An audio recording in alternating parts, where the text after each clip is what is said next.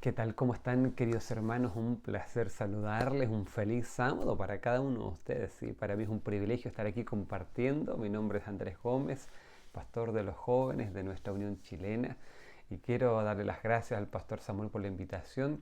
Muchas gracias y por poder compartir un ratito de la palabra de Dios. Así que les saludo a cada uno de ustedes al distrito de Lanco, distrito misionero de Lanco, de la Asociación Sur-Austral de Chile. Saludos a la iglesia central de Lanco. También necesito saludar a la iglesia de Copiahue, hermanos de Copiahue, el Señor les bendiga. Hermanos de La Peña, hermanos de Panguipulli, tan conocido Panguipulli. Cudilelfu o Cudilelfu, Ciruelos, Ringan. Y termino con Malalhue, allí donde quizás con la ayuda del Señor pronto vamos a tener en algún momento un comedor solidario. Queridos, muchas gracias por estar acá, un feliz sábado, y quiero invitarte a la Biblia, ¿te parece? A ir a la palabra del Señor. Ahí está nuestro pan de cada día. Vamos a buscar lo que está allí en la palabra. Dice en el libro de Juan, quiero que vayas al libro de Juan capítulo 14, allí está nuestro tema, Juan capítulo 14. Yo creo que usted conoce de memoria, usted ya lo ha escuchado, ya sabe de qué vamos a hablar. Seguramente si le pido que lo repita, los primeros 3 versículos de Juan 14, usted perfectamente los podría repetir. Ahora quiero invitarte al contexto de Juan capítulo 14. Jesús estaba con los discípulos. Jesús anuncia que Pedro lo va a negar. Y hay un texto interesante que marca el corazón de cada uno de esos 12 discípulos. Ahora si vamos un poquito más atrás, Juan capítulo 13, versículo 33. Este fue el drama, este fue el conflicto. Juan 13:33 dice que Jesús se acerca a los discípulos allí en su reunión, conversando con los 12. Y en mi versión, la Nueva Traducción Viviente, dice: mis queridos hijos, voy a estar con ustedes solo un poco de tiempo. ¡Wow! Solo un poco más de tiempo. Y como les dije a los líderes judíos, ustedes me buscarán, pero no pueden ir donde yo voy. Así que ahora les doy un nuevo mandamiento: ámense unos a otros, tal como yo los he amado. Ustedes deben amarse unos a otros. El amor que tengan unos por otros será la prueba ante el mundo de que son mis discípulos.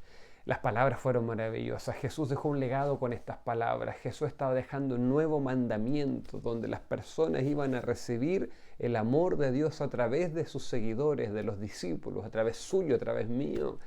Pero hubo una palabra muy dura que le costó aceptar a los discípulos. Produjo una crisis en el grupo. Estas palabras de que se amen no logró resolver las palabras anteriores de Jesús.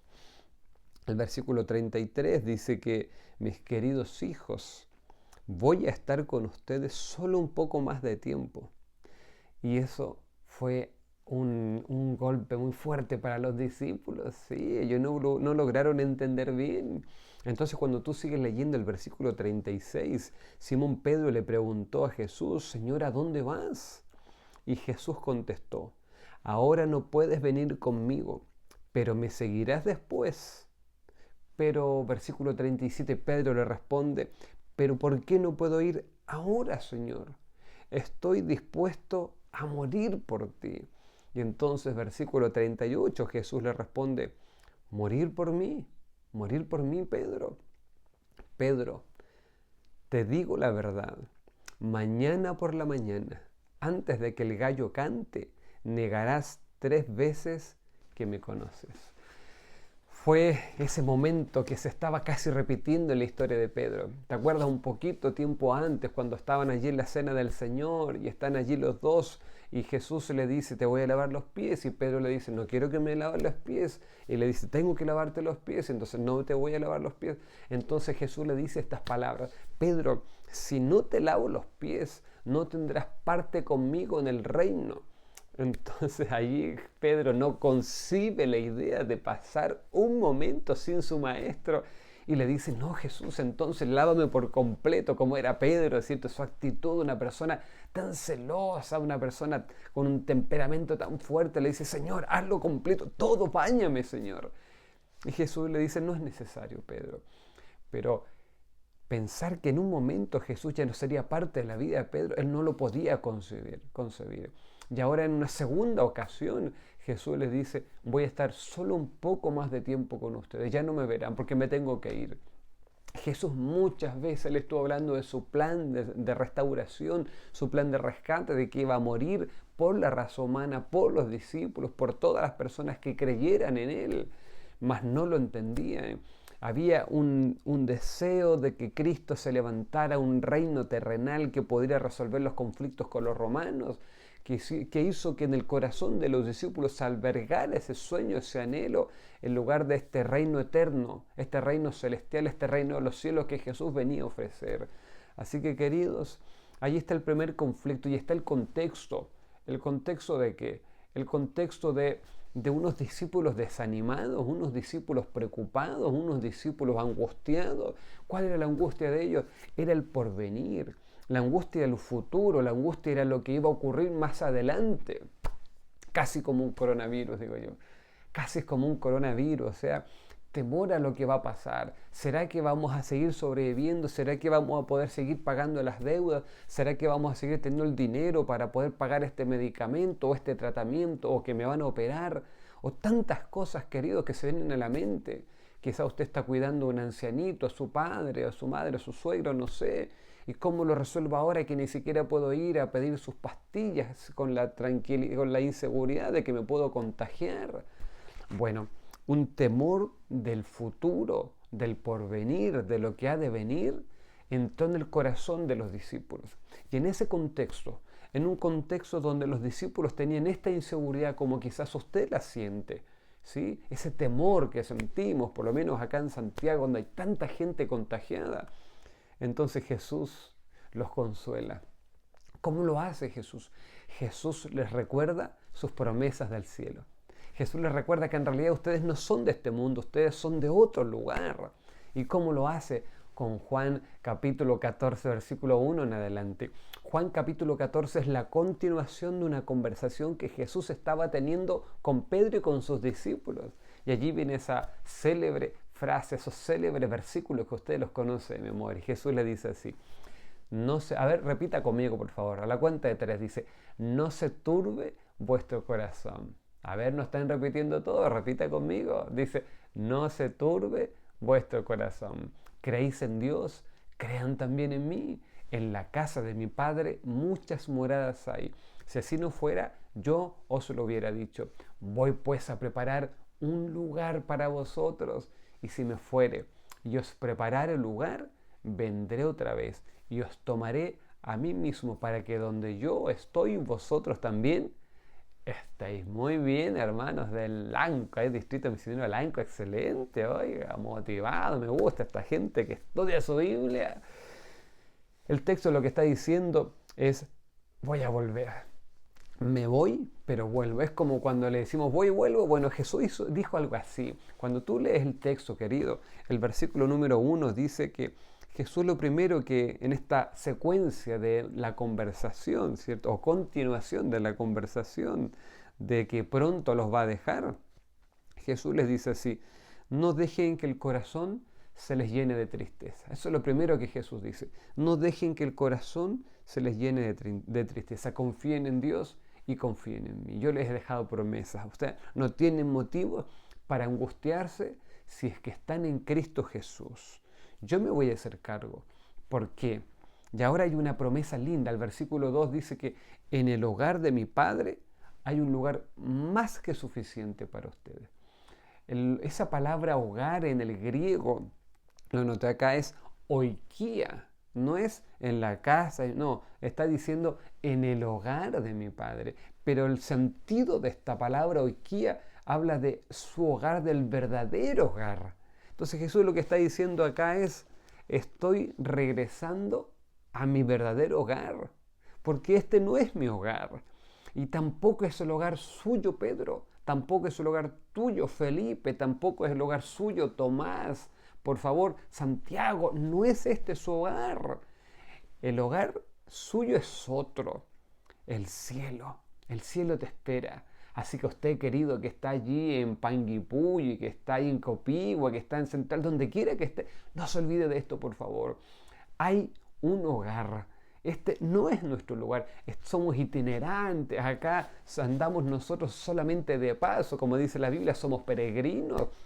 Y el Señor Jesús constantemente está remarcando esto. Este no es mi hogar. Así que pase lo que pase, no se olvide, querido. Y eso es lo que Jesús intenta resolver en los discípulos, diciéndoles, este no es mi hogar, este no es mi hogar, y voy a mi hogar y vuelvo.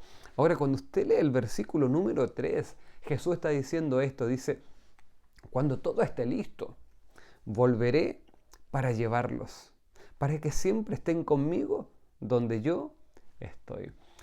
Cuando Jesús, y aquí vuelvo de nuevo al griego, a la palabra original, cuando Jesús dice, cuando todo esté listo, volveré. Esta palabra está en presente.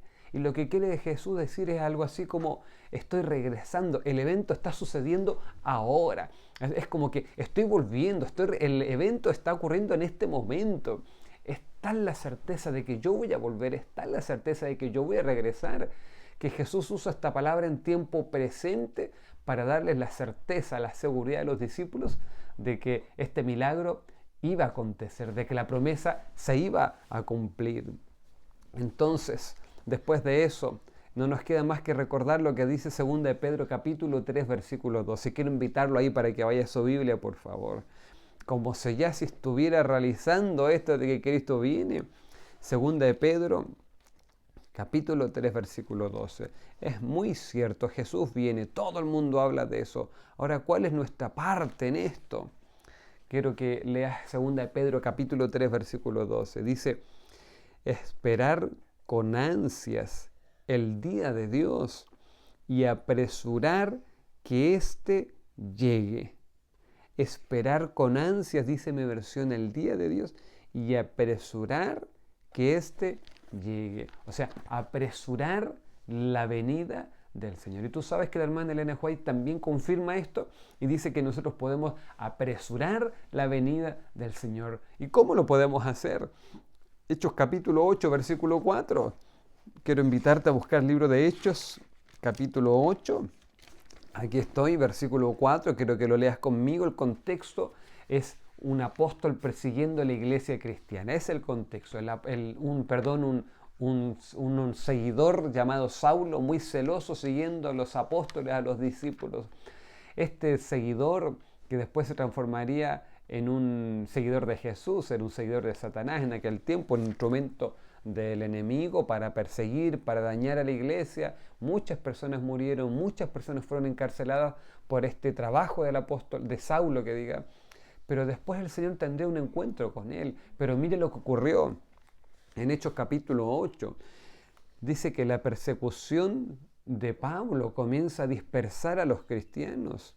Versículo 3. Y Saulo iba por todas partes con la intención de acabar con la iglesia. Iba de casa en casa y sacaba a rastras tanto a hombres como a mujeres y los metía en la cárcel. Pablo fue un seguidor terriblemente violento con los cristianos, un tipo que le hizo mucho daño a la iglesia en algún momento, antes de ser Pablo, cuando era Saulo.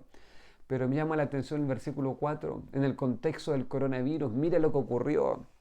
Así que los creyentes que se esparcieron predicaban la buena noticia acerca de Jesús donde quiera que iban. Estos hombres fueron esparcidos, dice la Biblia. Estas personas se separaron, estas personas ya no podían ir a la iglesia como iban antes. Entonces, ¿qué fue lo que hicieron? Dice la Biblia, que siguieron predicando. Y predicaron de Jesús, y predicaban de Cristo, y les hablaba a los vecinos, le hablaba a la mamá, le hablaba al papá, le hablaba a todo el mundo de Jesús. Lo que empezó a ocurrir es que se empezó a esparcir esta semilla de las buenas noticias de Cristo, de un Salvador resucitado, pronto para venir. Eso es lo que predicaban. Hablaban de que Jesús no solo había muerto, había resucitado. Y mucha gente se añadía a la iglesia y muchos se bautizaban. Y queridos, yo creo que esta es la gran oportunidad que usted y yo tenemos. Yo jamás me habría imaginado ahora estar predicando para Lanco, estar allí con mis hermanos del sur. Imagínense la oportunidad que tenemos, querido. ¿Cuánta gente puede saber de Jesús gracias a usted? Quizás en las redes sociales una psicóloga argentina dijo Las redes sociales reemplazaron las esquinas de mi barrio. Lo que ella quería decir es, así como antes Andrés jugaba en la esquina, a la pelota, con los amigos y hacía quizás travesuras, bueno, hoy día eso no existe, usted casi no lo ve. Las redes sociales son las que reemplazaron esos lugares. Son las que hoy día están reencontrando a los jóvenes, a los amigos, a los grupos, etc. Y yo digo, ¿cuánto podemos hacer allí, querido? Y allí estaba Jesús diciéndole, voy a regresar, solo les pido algo, prediquen de que voy a volver, de que estoy a cuenta de que tienen que estar a cuenta para que yo, dice la Biblia, cuando esté todo listo, pueda venir a buscarlo. Entonces lo que hay que hacer ahora es primero estar a cuenta con el Señor. Venid a mí, dice el libro de Isaías, capítulo 1, versículo 16. Venid a mí todos los que estáis trabajando. Isaías 1, 16 dice, venid luego, dice Jehová, y estemos a cuenta. Si vuestros pecados fueren como la grana, como la nieve, serán emblanquecidos. Si fueren rojos como el carmesí, vendrán a ser como blanca lana. Entonces, como blanca nieve. Querido, entonces, ¿qué es lo que está diciendo el apóstol ahí? Vengan y estemos a cuenta, vengan rápido, apúrense, aprovechen, porque aún tenemos el tiempo, aún tenemos la oportunidad. Queridos, después de Hechos capítulo 8, versículo 4, en Mateo capítulo 24, versículo 14, tenemos ahí un versículo también que es muy conocido y que dice así, Mateo 24, 14, y se predicará la buena noticia acerca del reino por todo el mundo, de manera que todas las naciones la oirán y entonces vendrá el fin. La verdad es que es tan importante. Jesús dice aquí, la gran señal no es el terremoto, la gran señal no es un virus, una pandemia mundial, no. La gran señal es que usted que está allí se ponga a predicar del Evangelio. La gran señal, el gran empujón que le vamos a dar para que Cristo por fin venga a buscarnos, que debe estar desesperado por venir, es lograr, queridos, esparcir. Y mi esposa me decía en un momento, en este momento están las condiciones para que todo el mundo sepa de Jesús. En este momento están las condiciones para llegar a toda tribu, nación, lengua, pueblo, porque gracias a las redes sociales yo puedo estar predicando a usted y con un clip puedo estar predicándole a alguien de Japón, de Rusia, de África, de Oceanía, de cualquier lugar, querido. Aprovechemos la oportunidad. Si no tiene internet, una llamada telefónica quizás. Algo simple, llamar a esa persona y decirle, estoy orando por ti, solo quiero hablarte de que hoy día leí sobre la segunda venida de Cristo, que fue algo que me impactó, me impresionó cuando recién llegué a la iglesia a mis 18 años. Saber que Cristo va a regresar, qué increíble. Queridos, este es el contexto de un grupo de hombres que seguían a Jesús, pero estaban preocupados por el futuro. Y Jesús le dice así, ¿cómo los consuela Jesús? Recuerden el cielo, hay un cielo para ustedes, un cielo que les está esperando. No deben bajar la guardia, no deben desanimarse más de lo necesario. Voy a volver, voy a regresar, pero por favor te pido algo, predica de Jesús, cuéntale a la gente de Jesús. Y hay un texto maravilloso, querido. Me gusta esto, porque donde había temor al futuro, el Señor les muestra un futuro revelador, un futuro mejor. La gente hoy día anda encapuchada, queriendo resolver sus conflictos quizás de manera violenta. Pero Jesús dijo, yo no resuelvo las cosas así. Pedro, al que espada mata, espada muere. Entonces, yo no lo resuelvo así, Jesús. Mi reino es un reino diferente. Y Jesús constantemente habló de este tipo de reino que Él había venido a proponer a la raza humana y que muchos no entendieron. A veces nosotros nos olvidamos del reino del Señor. Y quiero invitarte, querido, para que vayas al libro de Salmos número 24. La verdad es que el Salmo 24 es un salmo maravilloso. La hermana Elena de White termina el libro con el deseo de toda la gente con este salmo. Entonces yo quiero invitarlo para que vaya al Salmo número 24. Le quiero contar la historia. Él dice que David estaba allí ya con el arca del pacto. Usted recuerda que el arca del pacto se la habían robado y después vuelven los filisteos vuelven a traer el arca del pacto, a mandarla porque habían muchos tumores, habían sufrido muchísimo, habían visto el poder de Dios. La manda de una carreta, llega finalmente allí a la casa de Abinadab, la guardan por unos 20 años, estuvo allí más o menos, dice el libro de Samuel. Y después de que estuvo tanto tiempo allí en la casa de Samuel, El relato bíblico en la casa de Abinadab, el relato dice que David quiere volver y quiere traer el arca. Él ya tenía la estabilidad económica, ya tenía el respeto de sus enemigos, tenía fama internacional, tenía una bendición de Dios, pero para ellos era muy importante el arca del pacto, así que dicen, tengo que traer el arca del pacto. Y ahí en 2 de Samuel capítulo 7 habla y cuenta el relato de cómo él trae el arca del pacto, muere Usa, queda muy triste, se va, el arca queda en la casa de Obed-edom. Después sabe que Obed-edom en 3 meses fue bendecido porque hizo de Dios lo primero. Esa fue la diferencia. Todo, dice la sierva de Dios, todo giraba en torno a las cosas de Dios, querido. Y ahí está la bendición. Los hijos comenzaron a girar en torno a Dios, las decisiones familiares, las propuestas económicas, los sueños familiares, todo comenzó a girar en torno a Dios. Y Dios lo bendijo y David supo de esta bendición y cuando fue dijo, esta bendición es para mí, la necesito yo. Toma el arca de casa de Obed-edom y la lleva finalmente a Jerusalén. Cuando está subiendo hacia Jerusalén, que es un lugar que está sobre el nivel del mar, ¿cierto? En la altura, unos 600, 700 metros sobre el nivel del mar, cuando David está subiendo con su pueblo, con esta gente que había ido a buscar el arca con él, dice la Biblia, dice la sierva de Dios, que él comienza a cantar. ¿Y qué cantó? Era un canto poético y profético. Y lo que David comienza a cantar es el Salmo 24. Eso dice el último capítulo, el deseo de toda la gente. Y ahí me salto la primera parte por tiempo. Pero si tú puedes leer la primera parte, es la parte poética, donde él también recuerda el origen del pecado. Él está mirando a Jerusalén en la altura y él comienza a cantar, a alabar a Dios, pero se acuerda también de cuando Adán y Eva pecaron. Dice, ¿quién volverá a estar en su lugar santo? Entonces comienza a dar características, los fieles, los que tengan buenas acciones, pero los que tengan a Cristo en el corazón, los que hagan las cosas por amor a Dios. Pero me interesa llevarte al versículo 7 en adelante. El versículo 7 me llama mucho la atención, querido, porque en ese momento, cuando está allí el David entrando ya a Jerusalén, dice la sierva de Dios que él comienza a decirle a las puertas de Jerusalén, alzado puertas vuestras cabezas, alzad vosotras puertas eternas, porque entraremos con el Rey de Gloria. Y de adentro preguntan, ¿y quién es este Rey de Gloria? Jehová el poderoso en batalla, Él es el Rey de la Gloria. Eso ocurrió allí literalmente cuando David estaba entrando a Jerusalén. Pero también ocurrió en otro momento. Y dice la sierva de Dios que en Juan capítulo 20, 21, ¿te acuerdas tú cuando Jesús resucita? Lucas capítulo 24, de la resurrección de Cristo. Bueno, cuando Jesús resucita se le aparece a María. Entonces María lo quiere tocar y dice, no me toques porque voy a mi Padre y a vuestro Padre, a mi Dios y a vuestro Dios. Jesús estaba diciéndole a María que en ese momento se iba a ir al cielo. ¿Para qué?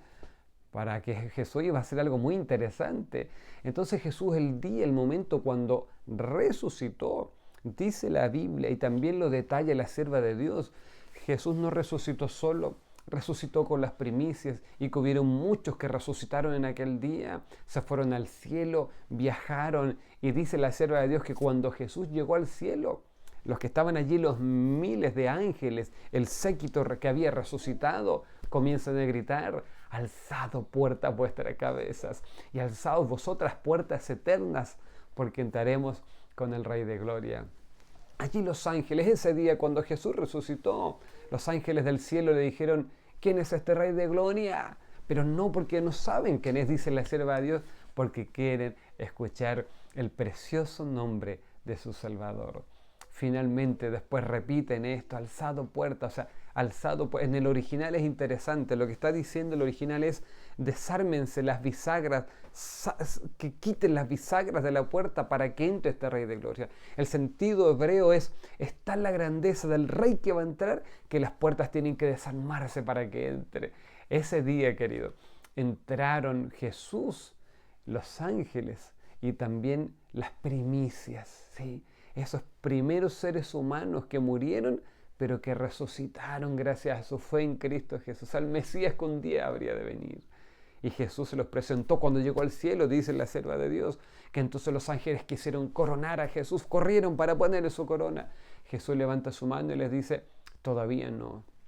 Se da la media vuelta y les dice, Solo he venido a mostrar, esto es una muestra de lo que algún día voy a hacer con la raza humana. Esto es una muestra de lo que algún día yo voy a hacer con los seres humanos, pecadores, perdidos, apartados, todos esos que en algún momento decidieron entregar su vida a Jesús. Y queridos, ahí está la invitación. Yo necesito hacerte esta invitación a ti. Esta invitación a ti que quizás de repente se ha desanimado, o usted de repente quizás se ha apartado, o usted de repente que quizás se ha alejado. Hay algo más, querido. Hay algo más, y eso es mi invitación. Quiero desafiarte y quiero invitarte para que recuerdes este momento. ¿Por qué? Porque la sierva de Dios dice así, dice que falta muy poco, y que Jesús vendrá. Y ahora nosotros, dice en el último capítulo, el deseado de todas las gentes. Ahora usted y yo, cuando Jesús venga con millones de ángeles, ahora usted y yo vamos a resucitar en aquel día y vamos a viajar por los mundos que nunca cayeron. Y vamos a llegar en un momento a esa gran ciudad celestial, la Nueva Jerusalén. Y ahora usted y yo, nosotros, vamos a estar frente a esas puertas. Y ella dice, sí, ahora tú, Andrés, ahora tú que estás allí, querido, en el sur, en el distrito misionero de Lanco, ahora nosotros vamos a decir, alzad puertas vuestras cabezas, alzad vosotras puertas eternas, porque entraremos con el Rey de Gloria. Y van a decir, ¿quién es este Rey de Gloria? Jehová el poderoso en batalla, Jehová de los ejércitos. Él es el Rey de la Gloria. Eso lo dirá usted, lo diré yo, y se abrirá la puerta de la ciudad celestial. Vamos a entrar allí, vamos a estar con Jesús. Vamos a disfrutar de la vida eterna que comienza allí, querido. Después de unos 1000 años, que no sabemos cuánto tiempo en realidad va a ser, vamos a venir a esta tierra renovada, transformada, purificada. Esa es su realidad, esa es mi realidad. Esa es la promesa que Dios tiene para quienes confíen en Él. Es por eso que con el temor al futuro, con inseguridad del porvenir, de lo que va a ocurrir, Jesús le dice, hey, ¿acaso ya olvidaron tan rápido mis promesas? Le dice a los discípulos, no se turbe vuestro corazón.